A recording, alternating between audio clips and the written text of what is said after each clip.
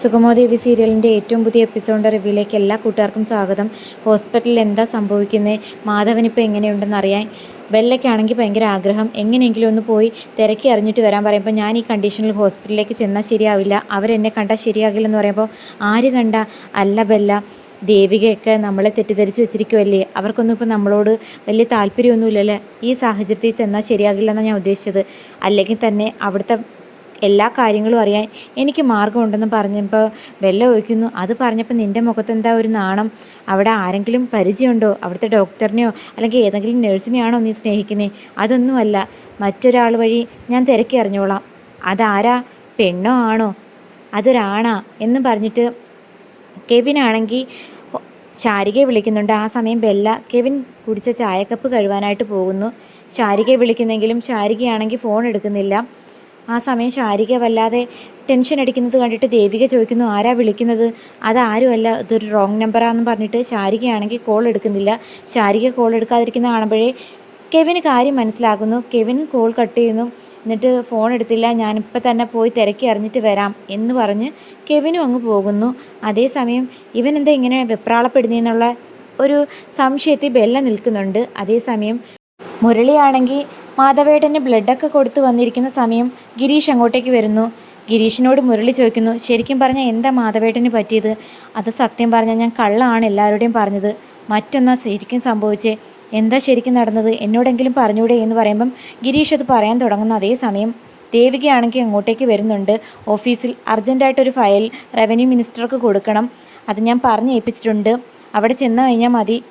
പ്യൂണിൻ്റെ കൂടെ പറഞ്ഞിട്ടുണ്ട്, അദ്ദേഹം എടുത്തു തരും, അത് കൃത്യമായി കൊണ്ട് കൊടുക്കണം, 10 മണിക്ക് മുമ്പ് മീറ്റിംഗ് തുടങ്ങുന്നതിന് മുമ്പ് ആ ഫയൽ കൊടുക്കണം എന്ന് ദേവിക പറഞ്ഞയക്കുന്നത് പ്രകാരം ഗിരീഷ് പറയുന്നത് കേൾക്കാതെ മുരളിയാണെങ്കിൽ പോകുന്നുണ്ട്. ഗിരീഷിനോട് യാത്ര പറഞ്ഞ് അതിനുശേഷം ദേവിക ഗിരീഷിനോട് പറയുന്നുണ്ട്, ഡോക്ടർമാരൊന്നും പറയുന്നില്ലല്ലോ, അല്പസമയത്തിനുള്ളിൽ പറയും, എന്തായാലും പേടിക്കേണ്ട ആവശ്യമൊന്നുമില്ലെന്ന് തോന്നുന്നു, ഞാനെന്തായാലും ഈ റിസൾട്ട് ലാബിൽ കൊണ്ട് കൊടുത്തിട്ട് വരട്ടെ എന്ന് പറഞ്ഞ് ഗിരിയാണെങ്കിൽ പോകുന്നു. അതേസമയം ദേവിക സിദ്ധാർത്ഥനെ വിളിച്ചു നോക്കുന്നെങ്കിൽ കിട്ടുന്നില്ല. ശേഷം പ്രഭാവതി വിളിക്കുന്നു, അച്ഛൻ അവിടെ ഉണ്ടോ, അച്ഛനെ വിളിച്ചിട്ട് കിട്ടുന്നില്ല എന്ന് പറയുമ്പം ഇവിടെ ഇല്ല മോളെ, മീറ്റിങ്ങിന് പോയി. ശരിക്കും പറഞ്ഞാൽ ദേവിക നന്ദനാണ് ഇതിൻ്റെ പിന്നിലെന്നുള്ള കാര്യം അറിഞ്ഞിട്ടാണ് വിളിക്കുന്നതെന്നാണ് പ്രഭാവതി വിചാരിക്കുന്നത്. അച്ഛനിപ്പോൾ എങ്ങനെ ഉണ്ടെന്ന് ചോദിക്കുമ്പം അച്ഛൻ അപകടം പറ്റിയ കാര്യം അമ്മ എങ്ങനെ അറിഞ്ഞു, അത് മുരളി വിളിച്ചു പറഞ്ഞു, ഇപ്പോൾ കുഴപ്പമൊന്നുമില്ല എന്ന് തോന്നുന്നു, പക്ഷേ പ്രത്യേകിച്ചൊന്നും പറയാറായിട്ടില്ല, അച്ഛൻ വരുമ്പോൾ ഒന്ന് അറിയിക്കണേ, അച്ഛനെ വിളിച്ചിട്ട് കിട്ടുന്നില്ല, ഞാനിപ്പോൾ അങ്ങോട്ടേക്ക് വരാൻ മോളെ എന്ന് പറയുമ്പോൾ വേണ്ട, ഇവിടെ ഞങ്ങളൊക്കെ ഉണ്ടല്ലോ എന്ന് പറയുന്നു. ആ കറക്റ്റ് ടൈമിന് ഡോക്ടറാണെങ്കിൽ അങ്ങോട്ടേക്ക് വരുന്നു. അപ്പം പെട്ടെന്ന് ദേവിക പറഞ്ഞ് കോൾ കട്ട് ചെയ്യുന്നു. ശരിക്കും അവിടെ എന്താ സംഭവിക്കുന്നതെന്നുള്ള കാര്യം പ്രഭാവതിക്ക് മനസ്സിലാകുന്നില്ല. അങ്ങനെ ഡോക്ടർ വന്ന് ദേവികയോടും രാധികയോടും ശാരികയോടും ഗിരീഷിനോടുമായിട്ട് സംസാരിക്കുന്നുണ്ട്. പ്രത്യേകിച്ച് പേടിക്കേണ്ട കാര്യമൊന്നുമില്ല, അപകട നിലയൊക്കെ തരണം ചെയ്തു, കുറച്ച് ബ്ലഡ് പോയി, അല്പസമയത്തിനുള്ളിൽ ഓർമ്മ തിരിച്ചു കിട്ടുമെന്ന് തോന്നുന്നു, ഇതുവരെ കിട്ടിയിട്ടില്ല എന്നൊക്കെ പറയുന്നു. പിന്നെ ആക്സിഡൻറ്റ് പറ്റി കൊണ്ടുവന്നത് നിങ്ങളല്ലേ, പക്ഷേ ആക്സിഡൻറ്റ് പറ്റിയായിട്ടൊന്നും തോന്നുന്നില്ല, ഇതെന്തോ മാരകമായ വടി കൊണ്ട് തല്ലിയതാണെന്ന് തോന്നുന്നു എന്ന് ഡോക്ടർ പറയുമ്പം അതെന്താ ഡോക്ടർ പറയുന്നത്? അല്ല, പരിശോധിച്ച് നോക്കിയപ്പം അങ്ങനെയാണ് ഞങ്ങൾക്ക് തോന്നിയത് എന്ന് പറഞ്ഞ് ഡോക്ടറാണെങ്കിൽ അങ്ങ് പോകുന്നു. അപ്പം ശാരിക ചോദിക്കുന്നു, അതെന്താ ഗിരീഷ് ഏട്ടാ ഡോക്ടർ അങ്ങനെ പറയുന്നത്, അച്ഛന് ആക്സിഡൻറ്റ് പറ്റിയതല്ലേ? അപ്പം ദേവികയും ചോദിക്കുന്നു, ശരിക്കും എന്താ സംഭവിച്ചത്? ഞാനും മാധവേട്ടനും ഒരുമിച്ചാണ് ബൈക്കിൽ വന്നത്, പക്ഷേ പെട്ടെന്നൊരു ബൈക്ക് അങ്ങോട്ട് വന്നപ്പോൾ ഞാൻ അങ്ങോട്ടേക്ക് ഇറങ്ങി നിന്നു, ആ സമയത്ത് മാധവേട്ടൻ വീണ് കിടക്കുന്നതാണ് കണ്ടത്, ഞാൻ ശരിക്കും കണ്ടില്ല എന്ന് പറഞ്ഞിട്ട് അങ്ങോട്ടും ഇങ്ങോട്ടും മാറ്റിയും തിരിച്ചുമൊക്കെ പറയുന്നുണ്ട്. അപ്പം ഗിരീഷിൻ്റെ വർത്തമാനത്തിൽ വിശ്വാസമില്ലാത്ത കണക്ക് ശാരിക സംസാരിക്കുമ്പോൾ, അല്ല നിങ്ങൾക്ക് എന്നെ വിശ്വാസമില്ലെങ്കിൽ ഞാൻ പ്രത്യേകിച്ചൊന്നും പറയുന്നില്ലെന്നും പറഞ്ഞ് പിണങ്ങിയാണെങ്കിൽ ഗിരീഷ് പോകുന്നു. ശരിക്കും പറഞ്ഞാൽ പിടിച്ച് നിൽക്കാൻ പറ്റാതെ മാറിപ്പോകുകയാണ്. അതേസമയം വീണ്ടും ശാരിക ചോദിക്കാൻ ഒരുങ്ങുന്ന സമയം ദേവിക വിലക്കുന്നുണ്ട്, വേണ്ട, ഗിരീഷേട്ടനെ അവിശ്വസിക്കേണ്ട കാര്യമൊന്നുമില്ല, ഗിരീഷേട്ടൻ നമ്മളോട് കള്ളം പറയേണ്ട ആവശ്യം എന്താ, അതുകൊണ്ട് സത്യം തന്നെയായിരിക്കും എന്ന് പറയുമ്പം ശാരികയും ആ ചോദിക്കാൻ വന്നത് നിർത്തുന്നു. അതേസമയം അരുന്ധതിയെ കാണാനായിട്ട് ഋഷിയുടെ കൂട്ടുകാർ വീട്ടിലേക്ക് വരുന്നു. നന്ദനെ ഞങ്ങൾ വഴിയരികിൽ കണ്ടു എന്നും ഋഷിയെ കാണാത്തതിൻ്റെ ദേഷ്യത്തിൽ ഞങ്ങൾ തങ്ങളിൽ ഉടക്കായി, കറക്റ്റ് സമയം അത് കണ്ടുകൊണ്ട് ദേവികയുടെ അച്ഛനും ഗിരീഷും അങ്ങോട്ടേക്ക് വന്നു എന്നും, ഇടയ്ക്ക് പിടിച്ചു മാറ്റുന്നതിൻ്റെ കൂട്ടത്തിൽ നന്ദൻ്റെ കയ്യാൽ ദേവികയുടെ അച്ഛന് പരിക്ക് പറ്റി ഹോസ്പിറ്റലിലായി, ശരിക്കും അവനൊരു അബദ്ധം പറ്റിയതാണെങ്കിലും അയാൾക്കിപ്പം എന്ത് പറ്റിയെന്നറിയില്ല എന്ന് പറയുന്ന സമയം അരുന്ധതിയാണെങ്കിൽ ഭയങ്കരമായിട്ട് ചൂടാവുന്നുണ്ട്. ഞാൻ നിങ്ങളോട് മുമ്പേ പറഞ്ഞിട്ടില്ലേ ഋഷിയുടെ പേര് ചന്ദ്രോത്ത് വീട്ടുകാരുമായിട്ട് വഴക്കുണ്ടാക്കാൻ പാടില്ലെന്ന്. ഇങ്ങനെ ഇടയ്ക്കിടയ്ക്ക് വഴക്കുണ്ടാക്കിയെങ്കിൽ മാത്രമേ നന്ദൻ സത്യങ്ങൾ തുറന്നു പറയൂ. ഋഷി കാണാതായതിൻ്റെ പിന്നിൽ നന്ദനാണെന്നുള്ള കാര്യം ഞങ്ങൾക്ക് ഉറപ്പുണ്ട്. അതുകൊണ്ട് ആൻറ്റി, ഋഷിക്ക് വേണ്ടി ഞങ്ങൾ ഇങ്ങനെയൊക്കെ ചെയ്തേ എന്ന് പറയുന്നതെല്ലാം മേളിൽ നിന്ന് ഋഷി കേൾക്കുന്നുണ്ട്. എന്തായാലും ശരി, നിങ്ങളിത് ഞങ്ങളെ അറിയിച്ചത് നന്നായെന്ന് പറയുന്ന സമയം അവരും പറയുന്നുണ്ട്, ദേവിക ഇനി എന്തെങ്കിലും കാര്യം പറഞ്ഞ് വിളിച്ചു ചോദിക്കുന്നെങ്കിലോ, ഋഷിയുടെ പേരും പറഞ്ഞല്ലേ ഞങ്ങളും നന്ദനുമായിട്ട് വഴക്കുണ്ടായത്. അതുകൊണ്ട് ആൻറ്റി വന്ന് വിവരം അറിയിക്കാമെന്ന് വിചാരിച്ചത്.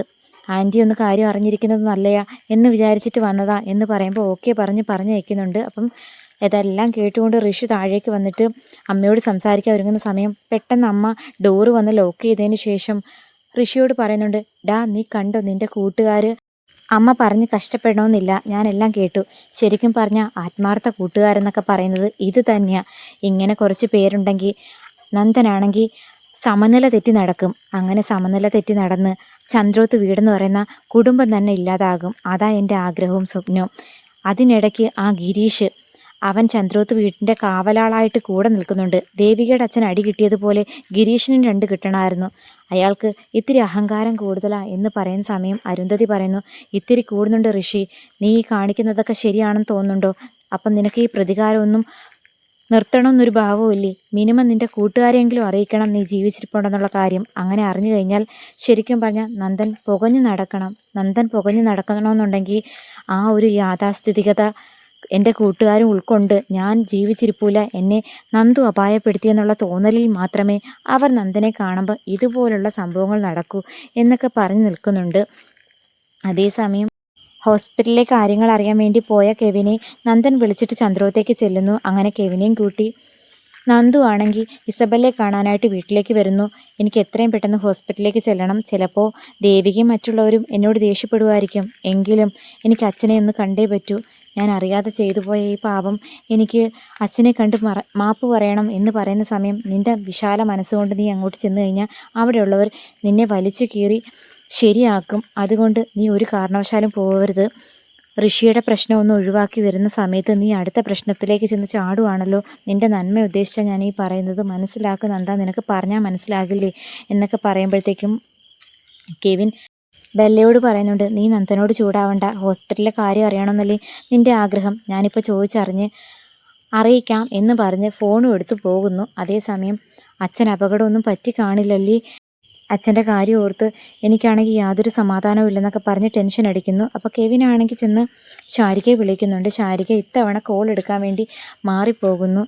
അങ്ങനെ കോൾ എടുത്ത ശാരികയാണെങ്കിൽ പറയുന്നത്, ഞാൻ ഇപ്പോൾ ഹോസ്പിറ്റലിലാണ്, എനിക്ക് ഫോണിൽ സംസാരിക്കാൻ പറ്റുന്ന സാഹചര്യമല്ല, എല്ലാവരും കൂടെയുണ്ട്.